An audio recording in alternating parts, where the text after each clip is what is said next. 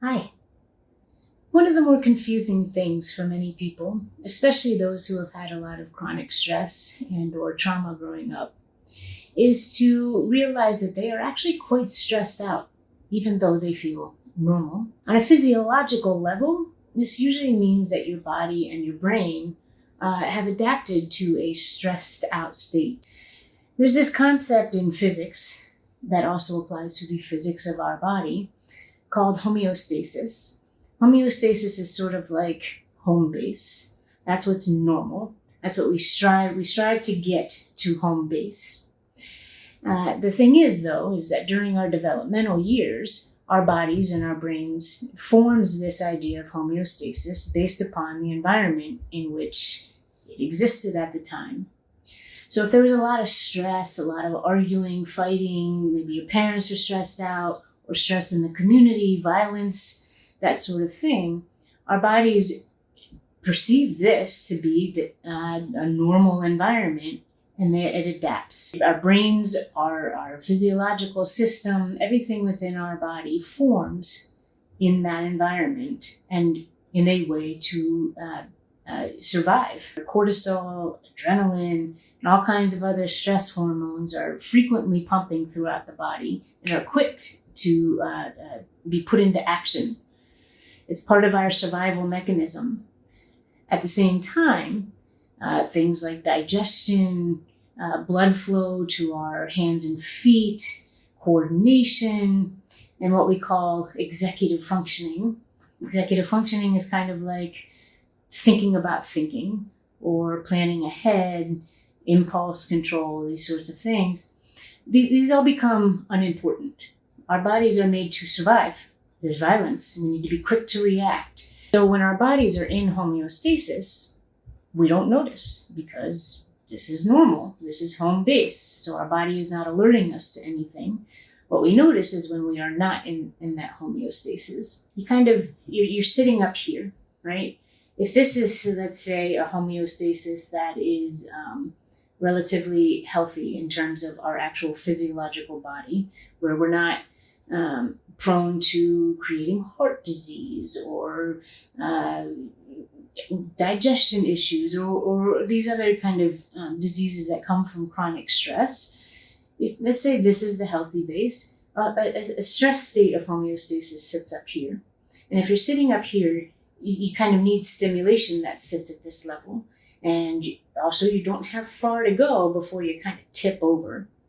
And so sitting in that state usually constitutes needing, like I said, a lot of stimulation, but also being constantly irritable, kind of quick to react, quick to feel really overwhelmed.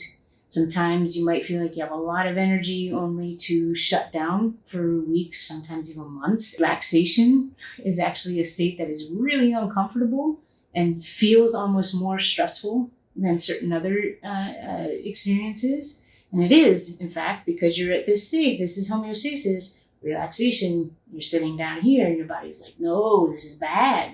Got to get back up here. So the second that you relax, your body is shooting all kinds of signals saying, this is wrong, get back to this state. Telling someone whose body is in such a state to just chill out or just calm down, smell some lavender is insulting at best. It's just not we don't have willpower over this state in our body, again, because this is about survival. Now, while working on psychology and our thoughts and the stories that we put to things, or the meaning around things that have happened to us is definitely super important. So too is being able to train our bodies to be in a different homeostasis, to be able to actually relax. This process, however, is kind of like trying to lose weight when you've been overweight your whole life. It's really hard and it takes a long time and it's frustrating.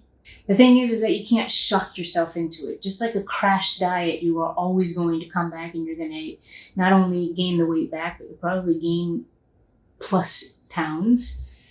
You also can't just decide, all right, now I'm going to meditate every day and I'm going to do yoga and I'm just going to relax and I'll be fine. It doesn't work that way. You're shocking your body, and your body is saying, no, no.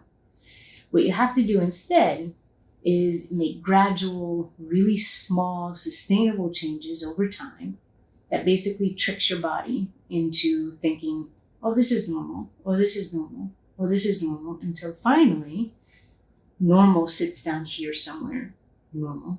Fortunately, there are things that you can do to make this happen. We hear a lot about yoga. Yes, some forms of yoga, like restorative yoga or hatha yoga, actually do really help over time. You can't just go do one session of yoga and then completely rewire your entire body and brain. In fact, you go do one session of yoga and it's probably going to feel really frustrating, and you're probably going to be more stressed out doing that one session of yoga than you were beforehand, which is why most people don't stick with it. But if you do stick with it and you just kind of adopt it into your regular lifestyle as a routine, part of your weekly routine, once or twice a week, you will start to see changes over time, and it will become less frustrating, and it will become actually maybe even rewarding. But yoga isn't the only way. There are many other things you can do. There's Tai Chi, Qigong, taking a nice, deliberate, slow walk in the park, daily mindfulness exercises. That doesn't necessarily mean formal meditation. Formal meditation can actually be really hard when you are in that stress state like that. It's helpful, but it's harder than some of these other things. Taking 5 minutes each day to deliberately focus on deep breathing, and that means really getting into that belly breath. 10 to 15 minutes of stretching each night. Reading instead of watching TV. Or maybe just even making the effort to slow down your moves just one notch every time you get a chance. Walking down the street, driving on the highway, you slow down just a little and see what that's like. The thing is, just like losing weight, if you do too much too quick, you will give up and your body will respond by going back to where it was plus some. And there are no quick fixes. You literally have to rewire your brain and your body. And this takes a very long time. But those little changes that feel so frustrating and like nothing now will, in a year or two from now, free you from a life of chronic stress and disease and conflict. So it might actually be worth it.